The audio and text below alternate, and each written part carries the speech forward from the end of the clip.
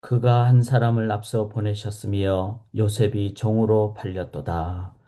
우리의 삶의 모든 상황을 주관하시는 주권과 섭리에 전능하신 아버지 하나님, 그 하나님 아버지를 저희가 우리의 삶을 살아가는 육신의 기간을 넘어 영생의 기간까지 영원토록 인도하신 하나님이심을 저희가 믿고 고백하고 의지합니다. 하나님, 그 하나님께서 저희를 참된 영생의 생명의 삶으로 인도하여 주실 줄을 믿기에 오늘도 매 발걸음 모든 상황 가운데 그 하나님만을 의지하는 믿음으로 살고 참된 바른 길, 승리의 길 걸어가게 도와 주시옵소서. 온전히 영광 올려드리오며 살아계신 예수 그리스도의 이름으로 간절히 기도드리옵나이다. 아멘. 우리 하나님이 주신 귀한 새날입니다. 또 우리 하나님 의지하며 나의 갈 길을 다가도록 예수 인도하시니 우리 하나님 찬양하며 나가도록 하겠습니다. 나의 갈 길 다가도록 예수 인도하시니 내 주 안에 있는 긍휼 어찌 의심하리요. 믿음으로 사는 자는 하늘 위로 받겠네. 무슨 일을 만나든지 만사형통하리라. 무슨 일을 만나든지 만사형통하리라.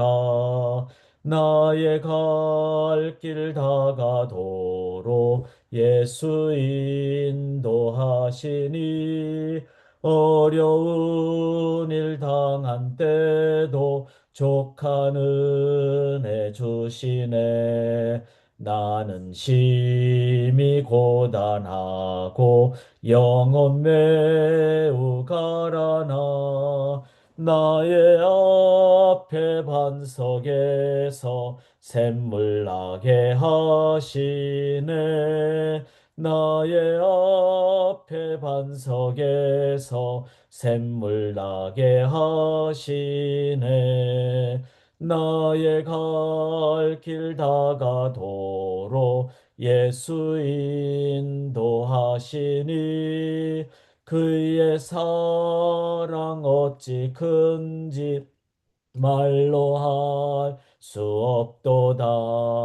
성령 감화 받은 영혼 하늘 날아갈 때에 영영 부를 나의 찬송 예수 인도하셨네.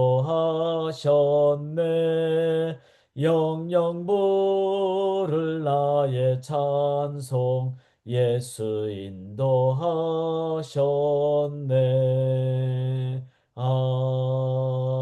아멘. 아멘. 우리 예수님 하나님 인도하십니다. 그 하나님을 믿고 나가겠습니다. 광고 말씀드리겠습니다. 제가 광고 드렸듯이 다음 주 월요일에 백내장 눈 수술 1차를 하게 됩니다. 그래서 한 주간은 제가 눈 때문에 개인 자율 묵상하시도록 그렇게 권해드리고 또 이러한 때 이제 내일은 토요일이고 그래서 토요일과 주일 또 월요일은 또 개인 묵상하시도록 이렇게 되는데 이때부터 다시 이제 한 주간 후 5월 19일 화요일에 다시 새 아침 기도회 시작할 때까지 개인 묵상 안내는 계속 나갈 겁니다. 뭐 본문만 나갈 수도 있고 또 내용이 나갈 수도 있고 어떤 상황이 되더라도 이럴 때 오히려 더 내가 개인적으로 하나님과 깊은 말씀 묵상과 또 기도의 시간을 가짐으로 상황에 어떤 상황에 관계없이 영적 능력의 삶을 매일매일 살아가야 됩니다. 아침에 영적 능력을 붙잡지 못하면은 실은 하루 종일 흐트러지게 됩니다. 그래서 매일 아침 영적 완전 무장을 하는 우리 성도님들 되시기를 바라겠고 또 목회자 개인 사유임을 이해를 부탁드리며 또 기도를 부탁드리겠습니다.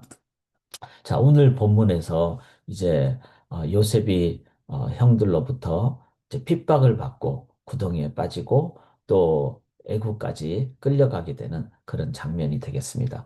자, 이런 본문을 보면서 이제 등장하는 인물들 중심으로 한번 살펴보는 것도 좋은 묵상이다 이런 생각을 합니다. 본문에 보시면은 요셉을 시기하고 미워하고 그래서 결국은 죽도록 그렇게 꾀한 그런 요셉의 형들 그런 모습들이 있죠. 이들은 어떻습니까? 자신의 어떤 죄성에 의해서 살아가죠. 그렇기 때문에 어떤 상황이 되면은 죄성이 드러나게 됩니다. 그래서 요셉이라는 자가 나타나고 그가 아버지의 사랑을 독차지하고 이러면은 그 이기적 자세가 드러나서 이제 미워하고 시기하고 질투하고 그것이 이제 더 크게 돼버리면은 어떻게 되죠? 죽이게 되는 겁니다. 자, 여기서 우리가 꼭 깨달아야 될 것은 죄의 본성은 반드시 우리를 죽인다는 겁니다. 그래서 여기 보면 18절에 죽이기를 꾀하고 이렇게 나오죠. 죄의 본성은 그 어떤 상황에서 만족하지 않습니다. 죽이게 된다는 거죠. 그래서 요셉을 없애야지 내가 살아나야지 내가 드러나야지 되는. 그래서 결국은 요셉을 죽이고 또 내 영혼도 죽이게 되고 그 속엔 또 한계가 있습니다. 루벤은 장자이기 때문에 요셉 살려줄 마음이 있어서 그냥 피를 흘리지 말자 구덩이에 던지자 이러지만 그런데 나중에 갑자기 유다가 나타나서 미디안 상인들에게 요셉을 팔아버리게 되죠. 그러니까 이제 요셉이 죽게 되는 상황, 또는 없어지게 되는 상황. 이게 바로 인간의 한계라는 겁니다. 참 이런 부분을 보면서 우리가 일반 은총의 영역에 있는 일반 사람들을 우리가 뭐 너무 무시하거나 그들의 역할을 그냥 아무것도 아니라고 해서도 안 되죠. 그리스도와 문화의 관점에서 우리가 역설적 관계나 아니면 그냥 반대의 관계, 그다음 무대응의 관계 이렇게 돼버려서도 안 되는 거죠. 연결을 해야 됩니다. 그렇지만 반드시 한계가 있다. 이거를 꼭 기억을 해야 됩니다. 이거를 우리가 복음 전도할 때도 일반 은총, 그 다음에 일반 사람들의 관점의 한계를 우리들이 정말 솔직하게 서로 나눌 때 이거를 인정하지 못할 사람은 없을 겁니다. 왜 전쟁이 계속 일어납니까? 왜, 왜 이 땅의 사람들이 이렇게 계속 끝까지 그냥 미워하고 시기하고 그냥 구분하고 또 분리하고 이렇습니까? 그거는 죄의 그 한계 때문에 그렇습니다. 이 한계에 가장 적나라하게 마음 어려운 자가 바로 이 야곱이죠. 야곱은 이제 자기 친의 아들들이 거짓말을 하죠. 그리고는 요셉 죽었다고 하고 이랬을 때 야곱의 심령 속에는 진짜 그것을 받아들일 수밖에 없었으니까 이제 자신의 아들, 사랑하는 아들 요셉이 죽었다라고 생각을 하면 이 부모의 심정이라는 것은 찢어질 듯이 아픈 그런 마음이었을 겁니다. 물론 그것은 좀 이기적이었기 때문에 그 온전한 다 사랑하지 못하는 그 야곱의 그 한계가 있는 거죠. 이 속에는 뭐가 있죠? 죄성의 한계가 있고 야곱이 변화 이스라엘이 됐지만 또 칭의를 받았지만 그가 성화 가운데 온전한 인도함을 받지 못하니까 계속해서 연약한 모습을 갖게 됩니다. 참 그래서 우리가 야곱을 너무 이렇게 본받는다기보다는 야곱의 한계를 철저하게 보고 내가 지금 내 나이가 어떻든 관계없이 내가 성화가 돼야 됩니다. 성숙이 돼야 됩니다. 성장을 해야 됩니다. 야곱이 계속 이렇게 고통당하는 것은 그가 나이가 100살이 넘어도 그 속에는 옛 인간의 성정이 계속 살아 있었기 때문입니다. 이 죄와 죄인된 삶의 한계를 우리가 철저하게 깨닫고 우리는 믿음으로 살아가야 된다. 이 믿음은 어떤 삶이죠? 바로 요셉의 삶입니다. 그는 아버지 앞에서 형들이 잘못한 것을 그대로 얘기하는 공의. 그런데 그 공의가 인간적 공의가 아니라 아버지가 형들에게 가서 이제 인사를 하라, 뭘 도우라. 그러니까 네, 그렇게 하겠습니다. 인자함으로 다가가죠. 그리고 하나님이 꿈을 주셨을 때 그거는 자기가 드러나는 꿈이 아니라 하나님이 인도한다는 그 어떤 예언적인 표현이죠. 그랬을 때 아버지에게도 어머니에게도 형들에게도 그것을 핍박받을 줄 알면서도 나누는 왜 누군가는 그걸 새겨야 되기 때문에 그리고 결국은 애굽으로 갔을 때 나중에 70명이 이제 다 이제 그 먼저 간 요셉 따라서 갔을 때 그렇게 가면서 그걸 깨닫게 되지 않겠습니까? 그때 그 꿈이 이런 것이었구나. 이렇게 나중에 총리 대신 된 요셉을 보면서 그걸 깨닫게 되지 않겠습니까? 그러니까 믿음의 사람은 핍박이 올 수도 있어요. 왜냐하면 세상 사람들은 이해하지 못하기 때문에. 그래도 담대합니다. 그리고 하나님 바라봅니다. 자, 요셉이 구덩이에 빠졌어요. 그러면 우리 같으면 어떨까요? 막 억울합니다. 그리고 막 눈물을 흘리고 막 힘들고 물론 힘들었어요. 시편 105편에 보면은 요셉이 이렇게 마음이 힘들었다. 쇠사슬에 매였다. 이런 표현을 몸, 마음, 영혼이 쇠사슬에 매였다. 요셉도 인간에게 힘은 들었어요. 그렇지만 이 요셉은 그를 리벤지, 원수 갚지는 않았어요. 리스판스, 즉 하나님의 사람으로서 그를 나아갔다는 거죠. 이게 바로 믿음의 사람이에요. 그가 애굽으로 끌려갔을 때 불과 17살이었습니다. 그렇지만 성숙과 성장을 한 요셉의 입장에서는 그 모든 것을 하나님의 믿음의 관점으로 받아들이고 그리고 이걸 통해서 여호와의 말씀이 응할 때까지라 그의 말씀이 그를 단련하였도다.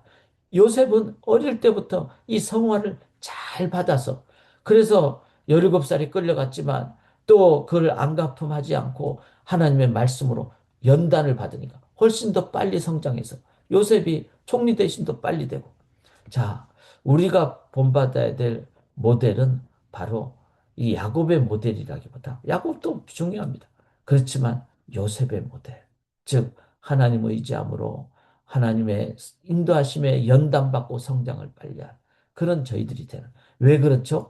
그 속에는 바로 하나님의 주권과 섭리가 역사하기 때문에 그렇습니다. 21절에 보시면은 이제 피를 흘리지 말자 이렇게 합니다. 즉 루벤을 사용하시죠 하나님. 자 죽을 수 있는 그 상황에서 하나님이 루벤을 딱 사용하십니다. 그 다음에 또 유다를 사용하시죠. 우리가 봤을 때는 아 유다 때문에 야곱의 애굽까지. 그런데 시편 105편 17절에 하나님이 그가 한 사람을 앞서 보내셨으며 그 앞서 보낸 그 사람이 여기서는 요셉이 종으로 팔렸다. 이건 다 하나님의 광대한 주권과 섭리 가운데 있다는 거죠.